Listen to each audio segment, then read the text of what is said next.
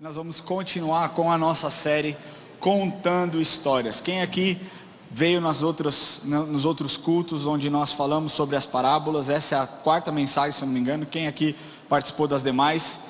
E eu não sei se vocês têm gostado ou não, mas Deus tem falado muito comigo através dessas parábolas, sabe?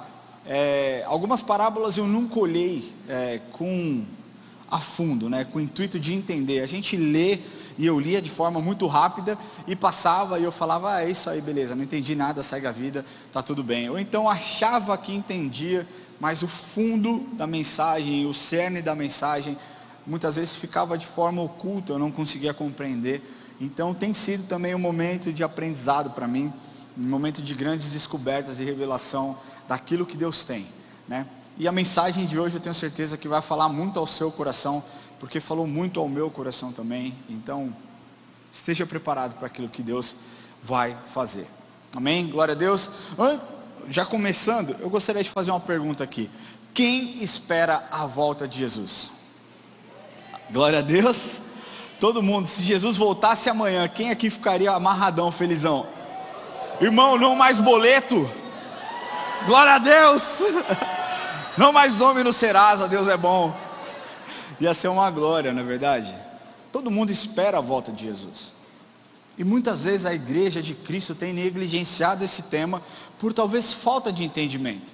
Vocês sabiam que na Bíblia, dos 27 livros do Novo Testamento, apenas três não falam sobre a volta de Cristo? Que é o Evangelho que é a carta de Paulo a Filemon, que é uma carta onde ele fala ali sobre escravidão, é uma conversa mais, e nas cartas de 1ª e 2ª Pedro. Só que esse mesmo Pedro, foi o Pedro que escreveu o Evangelho de João, 1ª e 2ª João, perdão. É o mesmo João que escreveu o Evangelho de João, e o João que escreveu o Apocalipse. Então assim, olha que rico e quanta coisa nós podemos ver na Bíblia a respeito da volta de Jesus. Além disso, tirando o tema salvação, a volta de Cristo é o segundo tema mais falado do Novo Testamento. Além disso, para cada vez que a Bíblia cita no Velho Testamento uma parte, ou então uma história a respeito da primeira vinda de Cristo, existem duas no Novo Testamento a respeito da volta de Cristo, da segunda vinda. Então é um tema extremamente importante. E muitos questionam. Se você acompanha as lives do apóstolo Lamartine, a maioria dos questionamentos é: quando que Jesus vai voltar? Quem aqui já fez essa pergunta? Só eu. Deus é bom. Quantos já fizeram essa? Quando que Jesus vai voltar? Existem muitas pessoas que realmente se aprofundam nesse tema. Escatologia, o estudo dos fins dos tempos. E o apóstolo Lamartine é um mestre nisso. Então a gente tem na nossa igreja aqui a oportunidade de falar abertamente sobre esse tema, sempre com uma paixão muito grande. Mas o que nós podemos ver é que existem muitos sinais que podem comprovar que a volta de Cristo está próxima. Mas aqueles que realmente pregam e entendem a importância de falar sobre esse assunto, nunca cravaram quando Jesus vai voltar. Com a morte do Papa essa semana, isso voltou à tona, a respeito da volta de Jesus. Quando que Jesus vai voltar? Será que esse é mais um sinal? Será que o próximo Papa vai ser o anticristo? Nós não sabemos. Agora deixa eu te fazer uma pergunta. Se você soubesse de alguma forma que Jesus voltaria no dia 4 de maio de 2025, ou seja, no próximo domingo, o que você faria diferente? Quem está com algum amigo, parente do lado aí? A maioria. Então fala para o seu amigo o que você faria diferente, rapidinho. Pensa aí, fala assim: cara, eu faria isso diferente.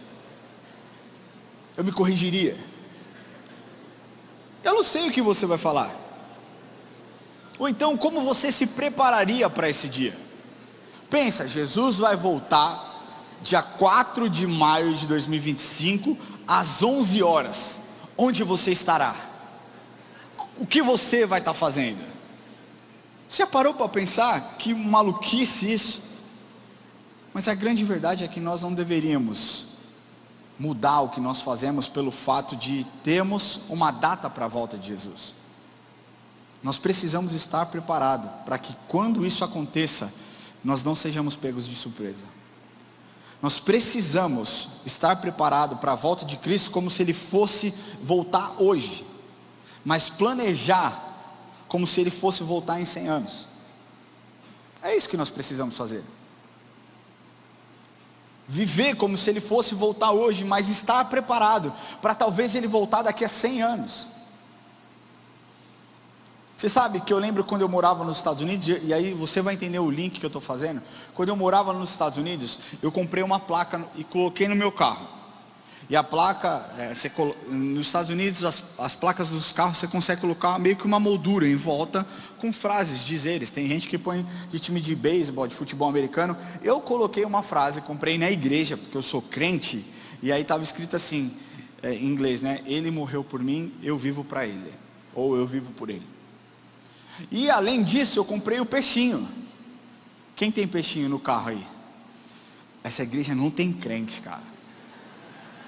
O peixinho no carro é aquela parada de a gente olhar no sinal e falar assim: esse é meu irmão da fé. A gente se conecta com o peixinho, né? O peixinho é o sinal do cristianismo. Então eu coloquei isso, e eu fiz isso de forma proposital. Por quê? Porque grande parte dos meus amigos eram árabes, muçulmanos, da religião islâmica, e eu fiz questão de fazer isso para que eles entendessem que eu sirvo a um Deus e que eu creio em Jesus Cristo como meu Senhor e Salvador, que eu entreguei a minha vida e que Ele mudou a minha vida e que Ele poderia mudar a vida deles também. Então foi algo estratégico, mas essa estratégia a qualquer momento poderia se voltar contra mim. Por quê? Porque e se eu brigasse no farol? E se eu brigasse no trânsito? Ah lá o crente do peixinho no carro.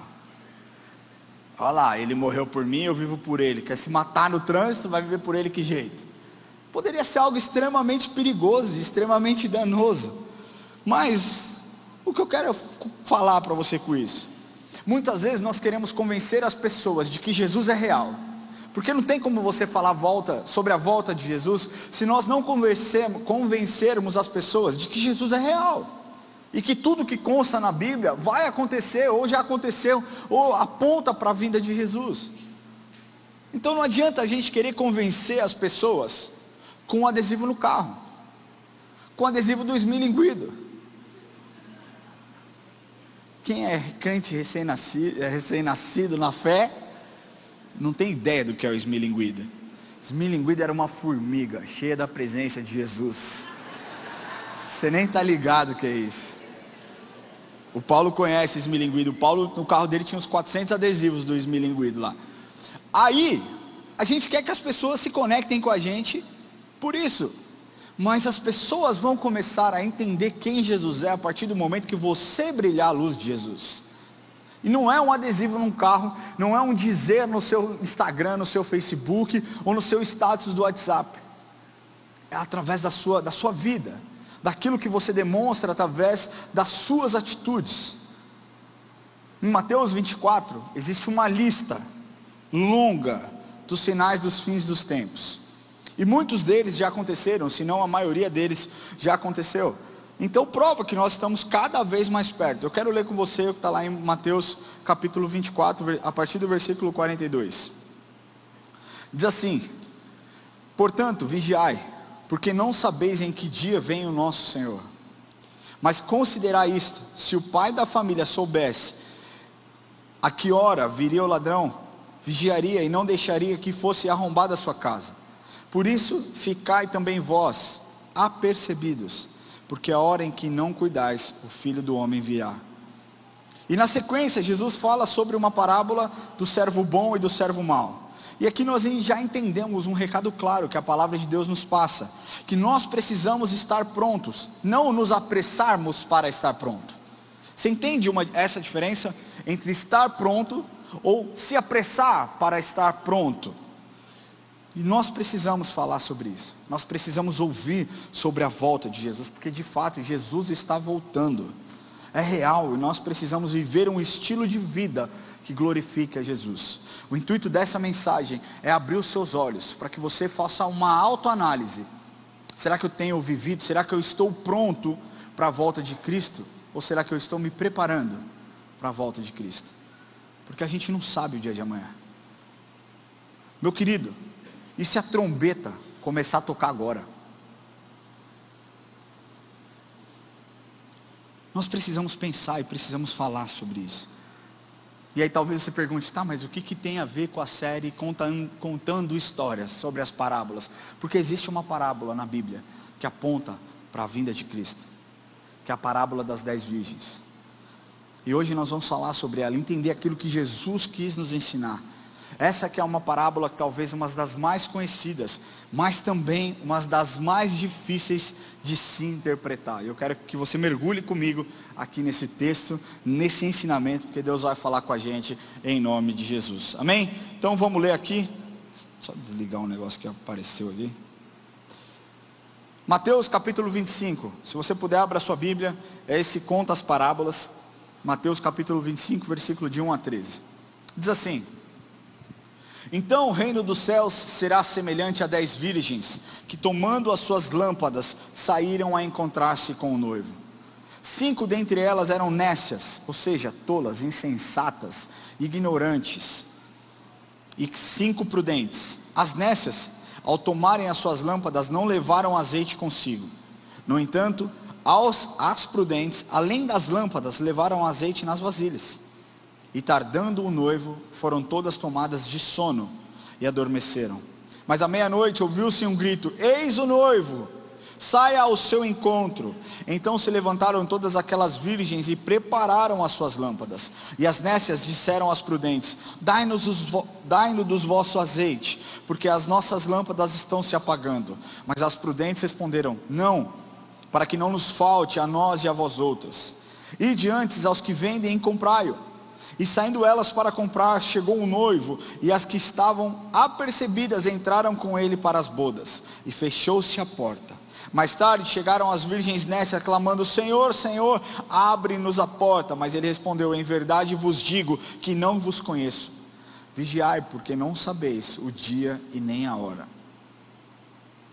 Se nós olharmos a Bíblia, nós podemos perceber, se você ler a história, você vai perceber na real, que entre essas parábolas existem outras duas: a parábola do servo bom e do servo mau, e a parábola dos talentos. E muitas vezes, por nós enxergarmos a Bíblia em bloco, né, então você abre a sua Bíblia, ou então você compra a sua Bíblia, ela está lá, o bloco e o tema daquele texto que você vai ler, daquele bloco que você vai ler. Nós achamos que acontece sempre em tempos diferentes, em períodos diferentes, em horas diferentes, dias diferentes. Mas não é o que acontece nessa passagem. E para que nós entendamos a narrativa, nós precisamos ler essas 3 parábolas de forma corrida, para que você entenda que elas são complementares e enfatizam aspectos diferentes da mesma lição que Jesus está mostrando. Você precisa entender que a parábola das 10 virgens, ela está posicionada lá no Evangelho de Mateus, mas ela é imediatamente após um sermão escatológico de Jesus. Naquela época, Jesus então conta a história de um casamento grandioso, que teria um banquete nupcial, e essa informação sugere que a família que está celebrando aquele casamento, que os noivos são de famílias nobres, que tratam o casamento como um evento muito importante. Jesus então usa a descrição de um típico casamento judaico. Lembra que eu disse que Jesus nas suas parábolas usava figuras da época para trazer aquele assunto, um assunto que fosse reconhecido de forma prática por aquelas pessoas? Quem lembra que eu falei isso? Então Jesus usa um casamento judaico para simplificar aquilo que as pessoas estão falando, na verdade para simplificar aquilo que ele gostaria de falar. E um casamento judaico é muito diferente de um casamento nosso, do nosso estilo. Essa semana, no dia 1º de maio, eu completo 15 anos de casado. E o meu casamento foi animal, foi lindo. A festa foi um espetáculo, foi preparado com antecedência, sabe? tudo lindo, os convidados, e a noiva, a Érica foi a noiva mais linda que já existiu na face da terra. E deixa eu te falar uma coisa, se o seu marido fala que foi você, eu estou aqui falando como um pastor que ele mentiu.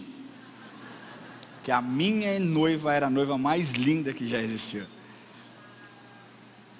Gente, 15 anos de casado, né? E é totalmente diferente. A minha festa, a nossa festa, tem horário para começar, horário para terminar. Algumas terminam altas horas da manhã, outras mais cedo, mas fato é, nós celebramos em um dia, diferentemente de um casamento judaico que acontecia em três etapas, digamos assim. A primeira etapa era a fase da promessa, e essa fase da promessa era um acordo firmado entre os pais, como se fosse uma assinatura de um contrato a respeito dos noivos. Aí existia a segunda fase, a fase que era o noivado, que era uma promessa pública dos noivos, e a troca de presente dos noivos. E aí acontecia a terceira fase, que era a festa nupcial. E essa festa nupcial, que era onde o casamento era celebrado, ela poderia acontecer 1 ano após o noivado. E às vezes demorava dias para ser celebrado. Era costume, então, que o noivo fosse acompanhado pelos seus amigos ao longo da noite, né? Durante a noite ele saía em caminhada em direção à casa da noiva, e lá a noiva esperava com suas madrinhas, que nesse texto simboliza as virgens. As virgens, as 10 virgens são as madrinhas da noiva. Então a noiva esperava lá, e ao notarem a aproximação do noivo, quando elas fossem avisadas, elas deveriam sair com as suas lâmpadas e iluminar o caminho do noivo até a casa onde haveria a celebração das núpcias, onde haveria celebração daquela festa. E a história relata que aquilo era o primeiro dia daquela festa nupcial, e a chegada do noivo marcaria o início e o ápice então da festa do casamento, o momento mais glorioso. E diante desse relato e dessa contextualização que eu passei para vocês a respeito das virgens, do que era virgem e para que servia as lâmpadas, eu quero abordar com você 3 lições que Jesus nos ensinou através da parábola. Amém? Quantos estão comigo até agora? Quantos entenderam? Amém? Estou tentando deixar o mais didático possível. Amém? Então, a primeira coisa que Jesus quis nos ensinar é: nem tudo que parece é. Você pode olhar para a pessoa que está do seu lado aí, eu sei que você odeia isso, mas eu não estou nem aí. Olha para a pessoa que está do seu lado e fala assim: nem tudo que parece é. Você já teve aquele amigo que você achou que era o seu amigo, mas no fim era um baita de um traidor? Ou então você já saiu com um homem, você mulher, já se relacionou com um homem que se achava que ele era o príncipe, e de repente ele vira o sapo. Ou então você, homem, sai com a mulher achando que ela era a princesa e estava mais para a bruxa do 71. Nem tudo que parece é. Na tradição judaica, como eu disse, as virgens eram as madrinhas. Aquilo era um casamento judaico e não poligâmico. E as virgens, e esse é um ponto que eu acho importante, as virgens não eram para o noivo. Naquele contexto, as virgens eram parceiras, parças da noiva. Mas elas tinham uma nobre função. Ao notarem a chegada do noivo, elas saíam para recebê-lo e acompanhar, iluminar o seu caminho até o seu destino, iluminando a sua entrada triunfal e a festa das núpcias. As madrinhas tinham um papel fundamental de trazer glória para o noivo. Elas não sabiam qual era a hora exata que o noivo chegaria. E a responsabilidade delas era gigantesca, era muito grande, porque o casamento acontecia à noite, e era necessário iluminar a chegada do noivo, para garantir a glória da entrada do noivo naquele casamento. Mas no entanto, nós podemos ver, segundo o texto, que 5 dessas madrinhas não se prepararam adequadamente, e não levaram óleo extra, o que era óbvio, porque para você manter uma lamparina acesa, você precisava de óleo. E elas simplesmente não usaram um bom senso, não usaram um senso de privilégio, sabe? Não foram cuidadosas com aquilo que elas receberam como a função gloriosa de uma madrinha, de estar ao lado da noiva, fazer junto e realizar os sonhos daquela noite tão especial que vai marcar a vida daquela noiva. Quantas mulheres aqui já casaram? Homem não tem muito disso, mas a mulher, no dia do casamento, as madrinhas geralmente passam um dia com a noiva, aí vão no salão com a noiva, aí fazem cabelo com a noiva, aí fazem tudo o que a noiva quer, não é verdade?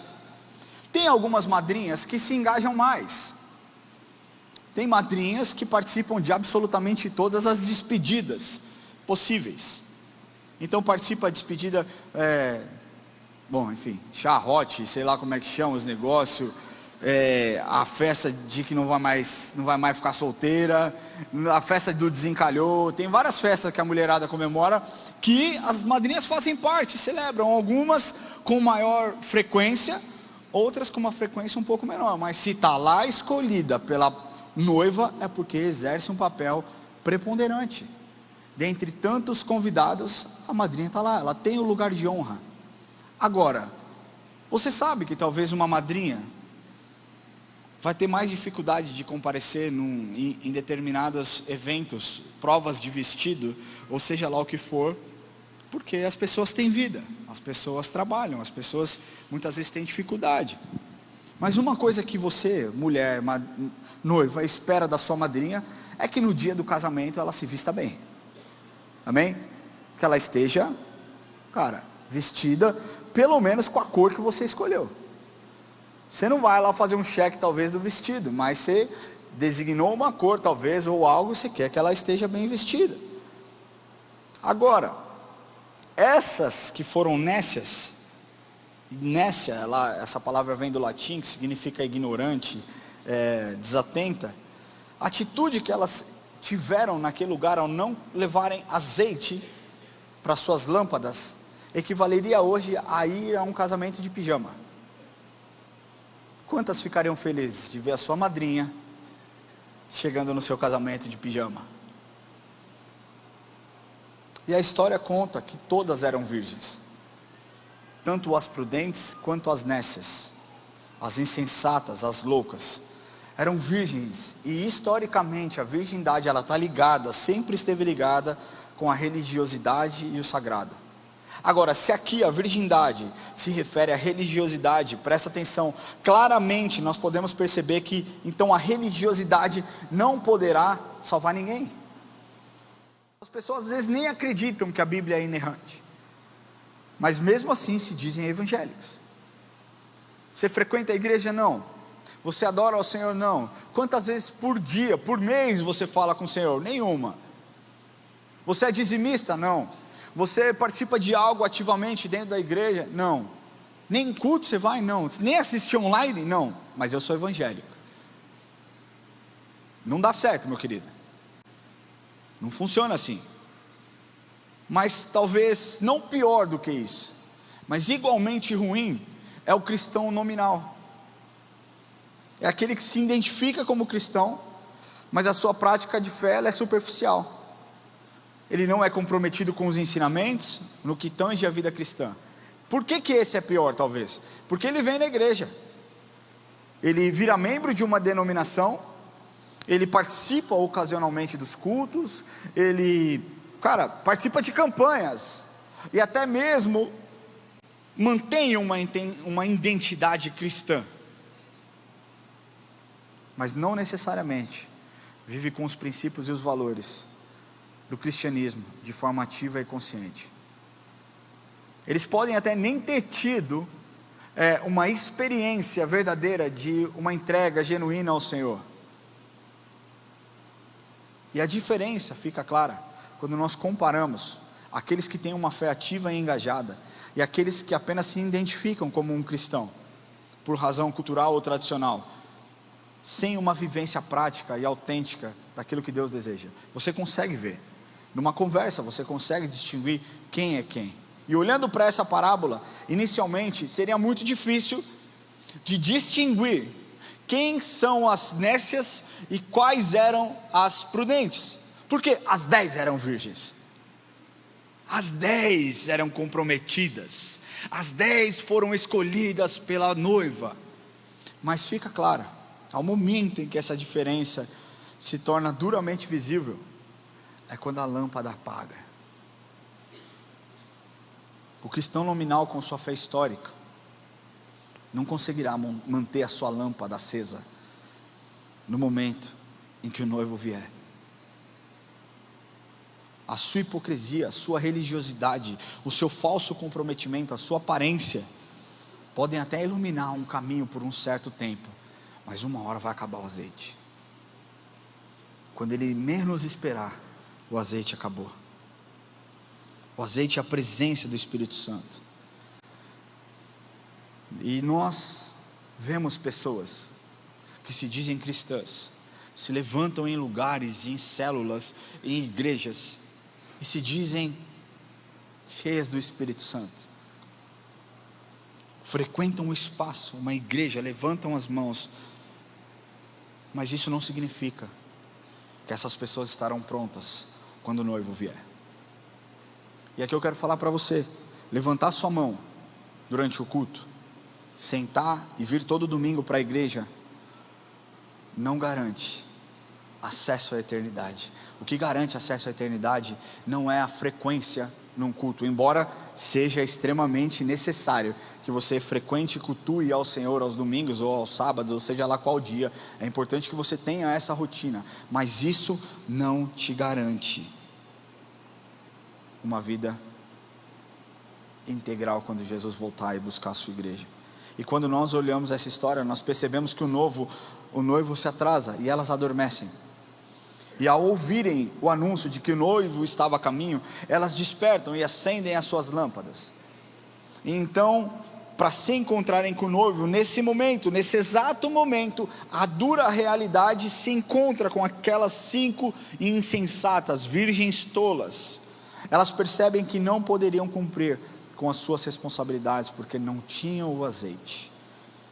E percebendo isso, saem desesperadas, loucamente, para buscar e comprar o azeite, perdendo a oportunidade de glorificar e honrar o noivo que passou.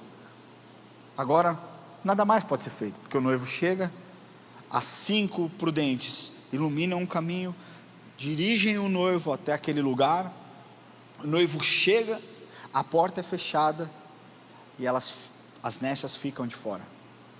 E elas voltam correndo, implorando, batendo na porta: por favor, me deixem entrar, mas não. Elas perderam a entrada do noivo.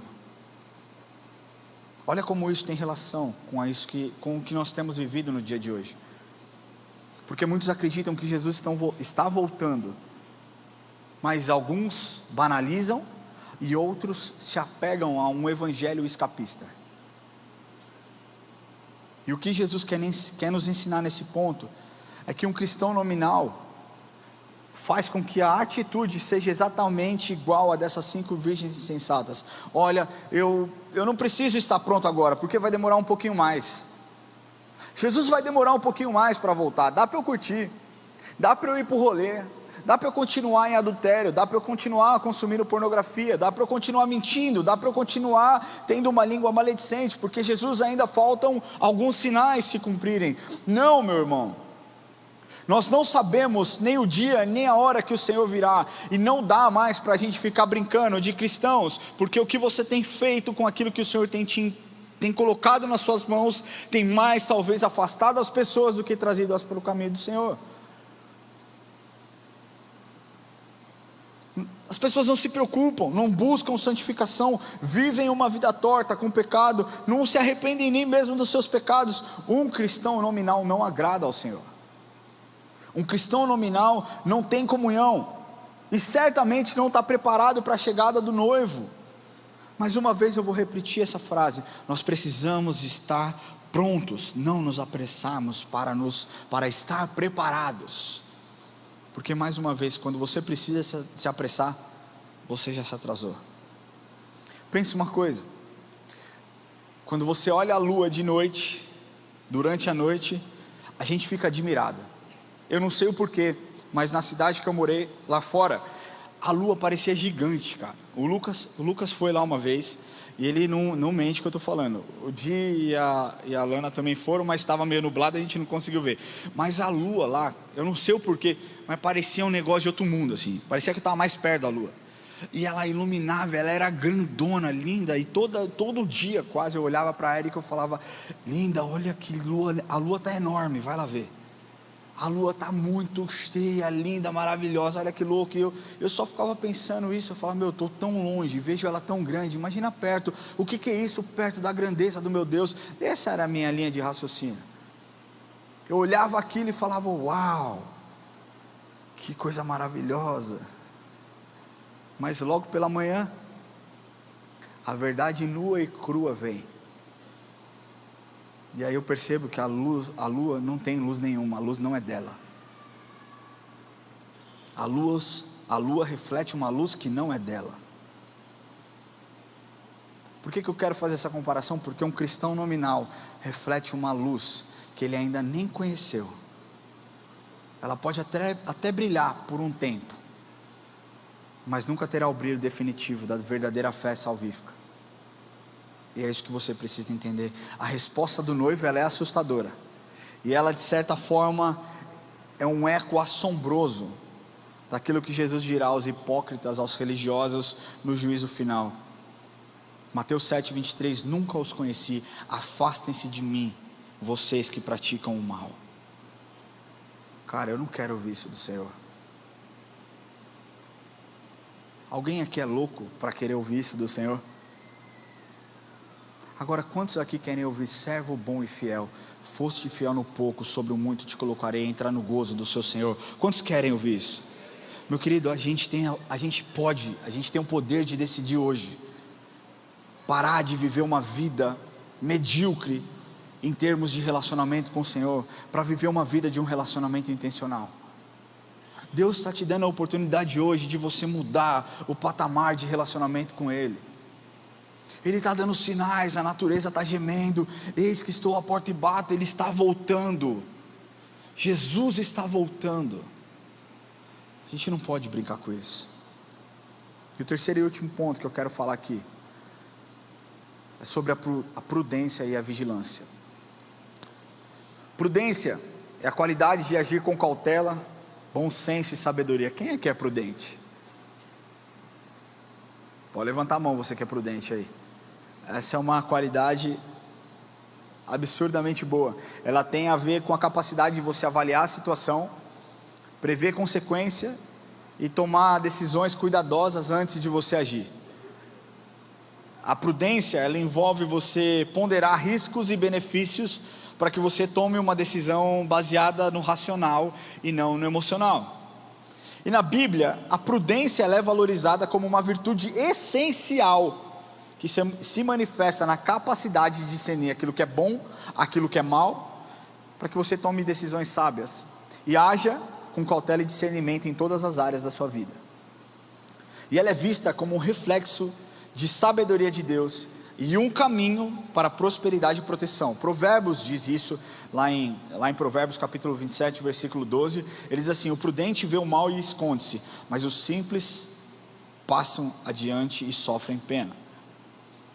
Alguns teólogos e pregadores, de maneira equivocada, com base nessa parábola, eles pregam que as virgens insensatas dormiram.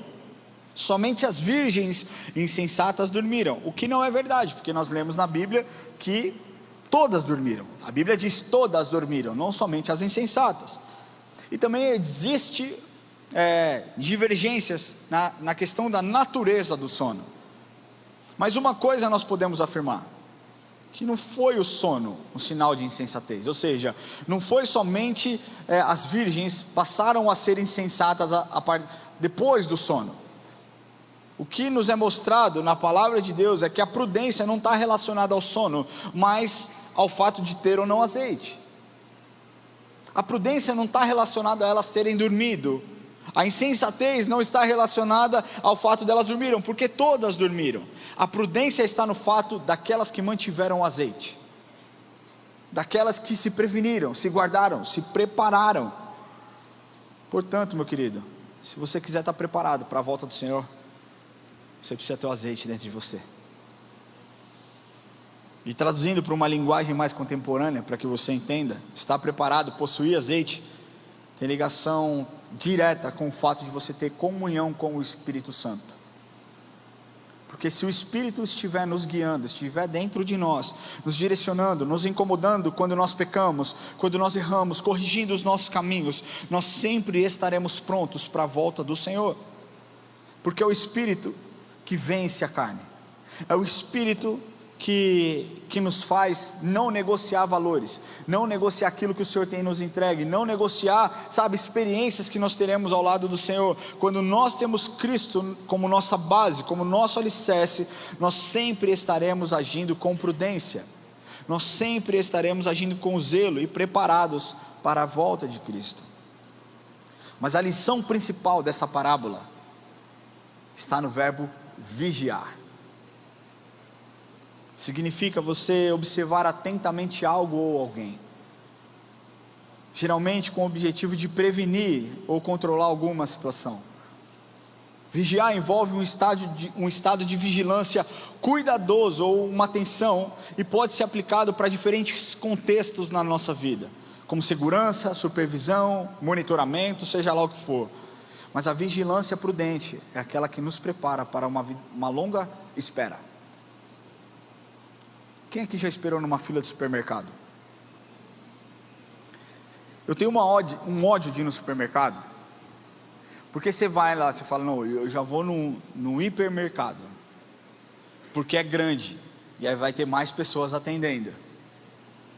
Você vai lá, tem 849 caixas, 2 funcionam, um é preferencial, e todos os idosos, as gestantes, as crianças, as mães com as crianças de colo, elas vão no mesmo horário que você vai. Fila de banco é a mesma coisa, é terrível. Parece, minha avó era assim, eu estou sem nada para fazer, eu vou para o banco. Fala, vó, vamos lá fazer um trabalho voluntário lá no Hospital Mandaqui. Ela, não, eu vou, mas primeiro eu vou dar uma passadinha no banco. Para quê, vó? Não, só para pegar um extrato, mas vó, a gente consegue pegar pela internet. Não, quero ir lá dar bom dia para as pessoas. Quem conhece alguém assim? Cara, é terrível, mas a gente vai, a gente enfrenta. Quando as filas são pequenas, o humor até continua igual, você troca ideia, você conversa, existe aquela brincadeira, como é que tá, não sei o quê. Mas muitos, quando vêm em uma longa fila, embora tenham passado 2 horas fazendo compra, colocando coisa no carrinho, não querem esperar, deixam o carrinho e vão embora. Quantos já fizeram isso aqui? Fala, não, nem a pau que eu vou ficar aqui, não vou nunca, vou embora. Deixam lá e vão embora. Por que desistiram? Porque não querem pagar o preço pela espera. Não querem ficar esperando lá, não, cara, não vou perder tempo da minha vida esperando aqui, outro dia eu volto, numa outra hora eu volto.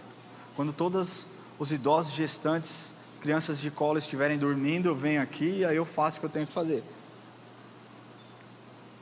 Mas a demora precisa ser didática nas nossas vidas, porque a demora da volta de Cristo também separa os loucos dos prudentes. Nós precisamos ser zelosos todo o tempo em nossas vidas. O zelo temporário para a volta de Cristo, meu irmão, não vai te levar para lugar nenhum. Nós precisamos estar prontos, e isso implica em uma espera longa, porque é o que eu falei, a gente vive como se Ele fosse voltar hoje, mas nos planejamos para como se Ele fosse voltar daqui 100 anos, talvez a gente espere ainda muito tempo. Sabe que na época de Jesus as pessoas já falavam sobre a segunda vinda de Cristo. 2 Tessalonicenses diz lá em capítulo 2, versículo 1 a 3, irmãos, Paulo dizendo, irmãos, no que diz respeito à vinda do nosso Senhor Jesus Cristo e à nossa reunião com Ele, nós vos exortamos a que não vos demovais da vossa mente com facilidade, nem vos perturbeis, que por espírito, quer por palavra, quer por epístola, como se procede de nós, supondo tenha chegado o dia do Senhor, ninguém de nenhum modo vos engane, porque isso não acontecerá, sem que primeiro venha a apostasia, e seja revelado o homem da iniquidade, o filho da perdição. Nessa época as pessoas já falavam sobre a volta de Jesus, No capítulo 3, Paulo fala sobre isso mais uma vez, e a exortação de Paulo para aquele tempo serve para os dias de hoje, porque naquele tempo as pessoas pararam de trabalhar. Não, Jesus está voltando, eu paro de trabalhar, não vou mais trabalhar, ele está voltando. No tempo de Paulo as pessoas deixavam de trabalhar, mas nos dias de hoje, a demora está fazendo com que as pessoas negligenciem a mensagem, com que as pessoas rejeitem a santidade, com que as pessoas não queiram a separação do pecado, a consagração, porque não aguentam mais e não sabem quando Jesus vai voltar. Já que eu não sei, eu não vou me separar tanto tempo assim. As pessoas acreditam que vigiar é esperar pela volta de Cristo a qualquer momento, mas na verdade, vigiar é estar preparado para a volta dele o tempo todo. E embora isso pareça a mesma coisa, não é. E essa parábola nos ensina exatamente essa diferença. A diferença entre as virgens insensatas, as nécias, a que esperam pelo noivo a qualquer momento, e as virgens prudentes, que esperam o noivo o tempo todo e estão preparadas. Todas elas tinham lâmpada, mas somente as prudentes estavam preparadas para uma longa espera. Para concluir, nada melhor do que a própria palavra do nosso Senhor Jesus. No versículo 13, vigiai, pois, porque não sabeis o dia nem a hora. Eu quero concluir essa mensagem dizendo que o meu desejo mais sincero, do fundo do meu coração, é para que no dia da volta de Cristo, no dia do Senhor, nós possamos desfrutar do óleo, e não corrermos desesperadamente para comprar o óleo em algum lugar. A parábola das 10 virgens certamente é um alerta para todos nós. Nessa parábola, Jesus fala que o reino é semelhante a essas 10 virgens, nos mostrando que há uma sentença de juízo para aqueles que são infiéis, quando chegar o dia do Senhor. Para as nécias, elas ficaram de fora da festa, elas não fizeram o trabalho de iluminar o caminho do noivo. Para aqueles que não entregaram seus corações para Jesus, ou negaram, ou negligenciaram, a sentença e o juízo chegará no dia do retorno do nosso Senhor. Pode ser que a vinda seja rápida, pode ser que demore, mas fato é que nós precisamos estar preparados. Eu quero falar que a nossa vida e os nossos frutos atestam para a nossa prudência, ou a nossa tolice. O apóstolo Pedro, ele conclui o que ele aprendeu nesse dia. Ele foi um daqueles que fizeram a pergunta para Jesus, e ele registra lá em 2 Pedro, capítulo 3, versículo 11 e 12, que tipo de pessoa nós devemos ser enquanto nós aguardamos a volta de Jesus. E ele diz: vivam de maneira santa e piedosa, esperando o dia de Deus e apressando a sua vida. Que os nossos corações anseiem enquanto nós aguardamos esse grande dia, e que estejamos empenhados em encontrar com o nosso Senhor em paz, sem mácula e inculpável. Que nós todos estejamos preparados para a volta do Senhor. Eu quero pedir que você feche os seus olhos, e eu quero falar essa frase pela última vez, para que isso grave na sua mente. Nós precisamos estar prontos, não nos apressar, para estarmos prontos. E a minha oração em primeiro lugar é para você que entrou aqui hoje pela primeira vez e nunca entregou o seu coração para Jesus. O primeiro passo para que você estabeleça um relacionamento é você confessar Jesus como seu Senhor e Salvador. Esse é o primeiro passo para que você seja chamado de prudente e não de insensato. O primeiro passo não é a respeito de uma religiosidade vazia, mas de um relacionamento de intimidade e profundidade, onde você vai conhecer os desejos do Senhor para a sua vida, onde Ele vai olhar para você e vai falar: que bom que eu te encontrei, filha, que bom que você está aqui.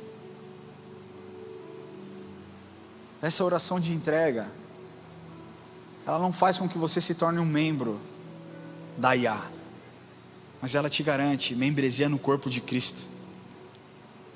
ela te garante um lugar na eternidade ao lado do Senhor. E talvez você pense, mas por vezes eu já vim na igreja, eu conheço, e eu tenho um relance, algumas coisas, alguns flashes na minha vida, de um dia que eu fiz essa entrega, mas eu não tenho certeza se eu fiz. E aí eu quero te falar, se você não tem certeza, provavelmente você não fez.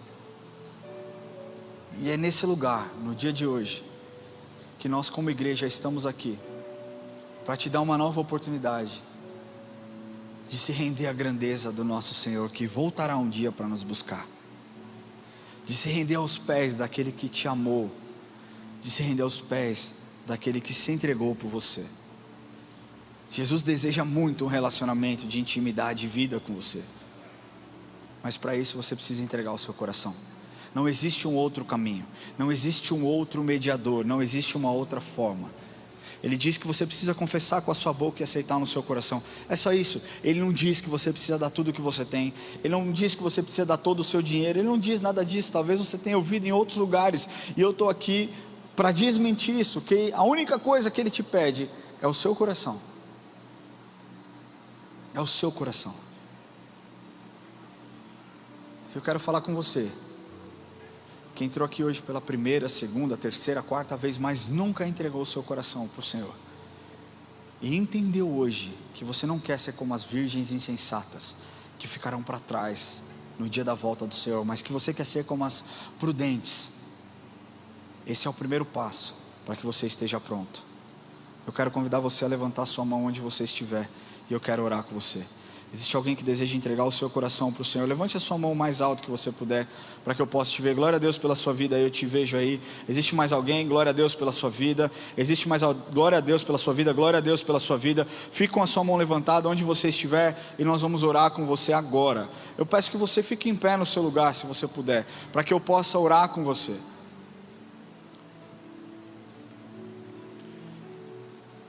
Eu queria te fazer um convite a todos vocês que levantaram as suas mãos. Tem alguém que levantou a mão aqui, que não ficou em pé, mas em nome de Jesus, Deus está dando coragem para você aí onde você estiver. Eu quero pedir que você venha aqui à frente, eu quero orar com você.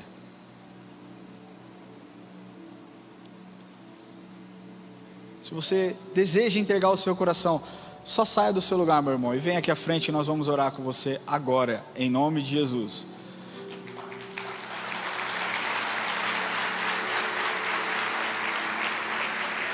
A palavra do Senhor nos ensina: entrega o seu caminho ao Senhor, confia nele e o mais Ele fará. Você não está se entregando para uma religião nessa noite, você está se entregando para o Rei dos Reis, para o Senhor dos Senhores. Você está se entregando para aquele que nem a morte pôde detê-lo. E essa aliança que é formada a partir de hoje, é uma aliança que muda a sua história para sempre. Para sempre, nunca mais você será a mesma, nunca mais vocês serão os mesmos. Jesus está nesse lugar, Ele quer se encontrar com você. Existe mais alguém? Meu querido, se você está nesse lugar e está sentindo que essa mensagem é para você, simplesmente levante do seu lugar. Se você não tem coragem, pega na mão da pessoa que talvez, sabe, te trouxe aqui e fala: cara, eu preciso da sua ajuda, sozinho eu não consigo. Nós somos o corpo de Cristo e nós precisamos. Sai do seu lugar se você deseja, vem aqui à frente se você quer entregar o seu coração para o Senhor. Não tenha vergonha, sabe por quê? Porque um dia o Senhor naquela cruz se expôs para que você pudesse ter vida eterna. E às vezes a gente fica todo melindrado: ai não, porque as pessoas vão me olhar, porque as pessoas vão me observar, e aí eu não sei o que fazer. Pouco importa o que as pessoas estão pensando, o que importa é o seu nome escrito no livro da vida. Isso é o que importa. Então só sai do seu lugar e vem aqui, em nome de Jesus. Nós vamos orar agora em nome de Jesus. Para você que está aqui e fez essa oração, ou então para você que nos assiste online e deseja fazer essa oração, que você repita comigo. E você que está nos assistindo online, após essa oração, que você também aponte a câmera do seu celular aí para essa tela, para que a gente conte um pouco da sua história, para que a gente te ajude e te sirva também. Mas você que veio aqui, coloque a mão no seu coração e repita assim comigo: Senhor Jesus, hoje eu entrego o meu coração em tuas mãos. Eu confesso os meus pecados, eu declaro, Jesus, que o Senhor é o meu Senhor e o meu Salvador. Senhor, eu peço que o Senhor escreva o meu nome no livro da vida. Obrigado, Jesus, pelo Teu Espírito. Senhor, eu oro por cada irmão e por cada irmã, Senhor. Por cada um deles que decidiu voluntariamente entregar os seus corações para o Senhor. E eu peço, Deus, que o Senhor os encha da sua doce e maravilhosa presença, Senhor. E que nós possamos juntos, como igreja, crescer, Deus, nessa caminhada contigo. Os livra, Senhor, de pensamentos ruins. Os livra, Senhor, de pensamentos que não vêm do Senhor e não agradam ao Senhor. E que o Senhor possa ser exaltado através da vida deles, nesse novo tempo, nesse novo ciclo de vida. Obrigado, Senhor, porque hoje existe uma festa no céu. Porque pecadores confessaram o Senhor como Senhor e Salvador.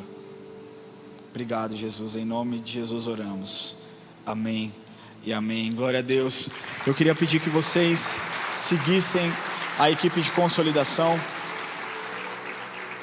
Ele está com alguém? Não? Cadê o seu pai e sua mãe, amigão? Chama eles. Se você é pai dessa bênção aqui, peço que você acompanhe ele. Obrigado. Glória a Deus. Deus abençoe. Eu peço que vocês acompanhem a equipe aqui. E agora eu quero falar com a igreja. E aí eu peço pela vulnerabilidade de vocês. Em anos de ministério, uma coisa que eu descobri é que Deus não resiste a um coração quebrantado. Mas ao mesmo tempo Satanás entende isso e coloca o orgulho no coração do homem, para que o homem não se renda, para que o homem e a mulher, quando eu falo homem, eu digo ser humano, para que o homem não se dobre diante do Senhor. Eu sei que existem muitas pessoas aqui que foram chacoalhadas por essa palavra no dia de hoje, que talvez não levassem tão a sério essa questão da volta do Senhor, mas que hoje entenderam que algo precisa mudar, que um senso precisa ser despertado dentro da vida, dentro dos seus corações, das suas atitudes, no seu dia a dia. Se você deseja que o Senhor derrame mais do óleo dele, do enchimento do Espírito na sua vida, eu te convido a ficar em pé onde você estiver. Batismo do Espírito é uma coisa, enchimento do Espírito é outra. Batismo do Espírito todos nós somos quando nós entregamos o nosso coração e confessamos a Jesus como Senhor e Salvador. Nesse momento o Espírito Santo entrou na sua vida e você foi batizado com a presença do Espírito.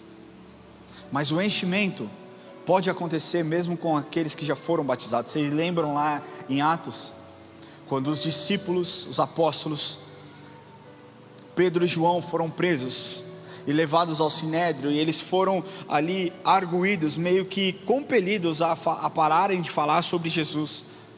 E eles saem daquele lugar e eles vão até o lugar onde eles estavam orando, e eles se reúnem, e eles contam a perseguição, contam tudo que eles tinham, as ameaças que eles haviam sofrido. Então eles começam a orar, e a Bíblia diz que eles novamente são cheios do Espírito Santo. O Espírito Santo é o nosso doce consolador.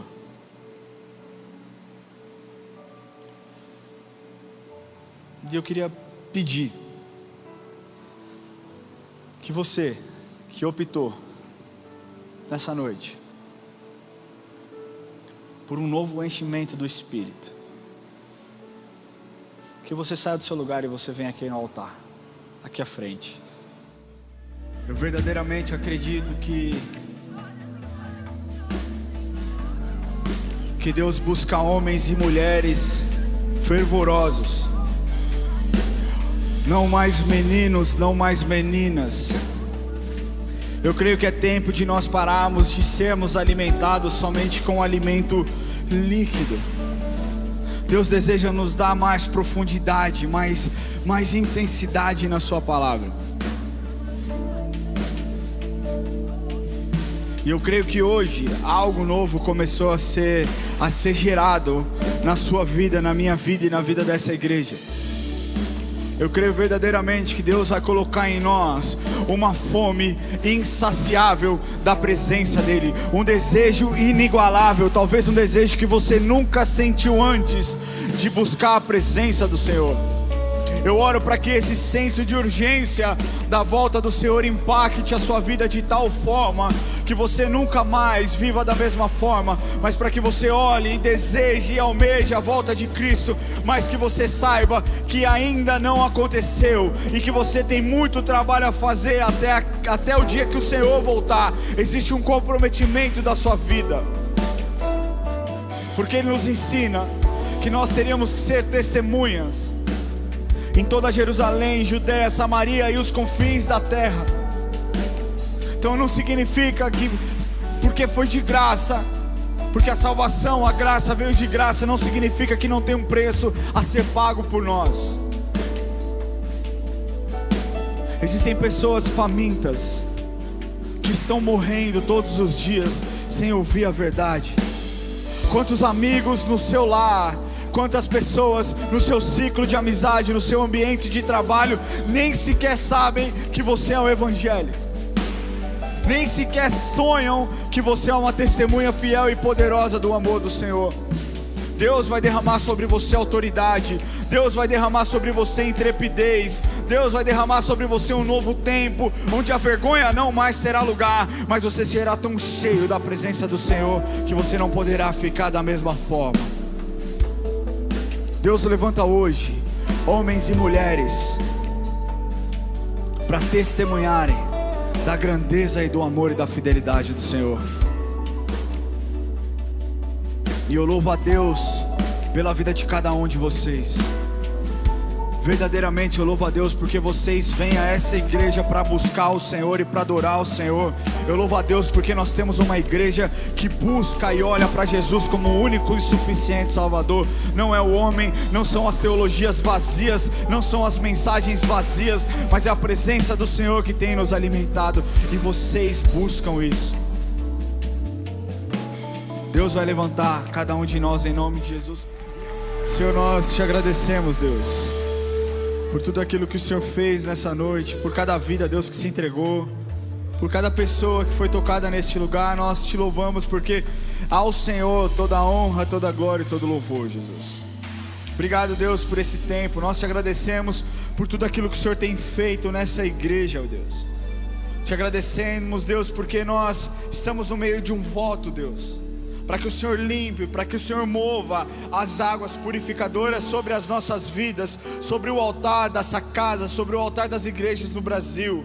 E nós estamos aqui, Deus, como filhos, clamando e te agradecendo por tudo aquilo que o Senhor fez, por tudo aquilo que o Senhor fará. Deus, com os olhos da fé nós podemos contemplar aquilo que o Senhor está fazendo e ainda fará nas nossas vidas. Obrigado, Jesus. Obrigado, porque se não fosse o Senhor, isso aqui seria mero entretenimento. Nós não somos uma casa de show, Pai. Nós somos a casa de oração, Senhor. Tua casa é a casa de oração, esse é o seu lugar. Obrigado, Senhor, pela tua doce presença, Espírito Santo. Nós te amamos e te entregamos tudo. Pedimos, Deus, que o Senhor nos leve em segurança, que o Senhor dê uma semana abençoada para cada um dos teus filhos, Pai. Que o Senhor os guarde, aqueles que estão aflitos, que possam encontrar paz e segurança no Senhor. Para aqueles que precisam de uma porta aberta, que o Senhor escancare as portas. Para aqueles que precisam de cura, que o teu Espírito, Jeová Rafá, o Senhor que cura, venha sobre as enfermidades agora, limpando em nome de Jesus, Pai. Nós te agradecemos e oramos, Pai nosso que estais no céu, santificado seja o teu nome, venha a nós o teu reino, seja feita a tua vontade, assim na terra como nos céus. O pão nosso de cada dia nos dai hoje, perdoa as nossas dívidas, assim como nós perdoamos aos nossos devedores, e não nos deixes cair em tentação, mas livra-nos do mal, pois teu é o reino, o poder e a glória para sempre. Amém. Que o Senhor Jesus te abençoe. Semana que vem continuaremos com essa série em nome de Jesus. Deus abençoe.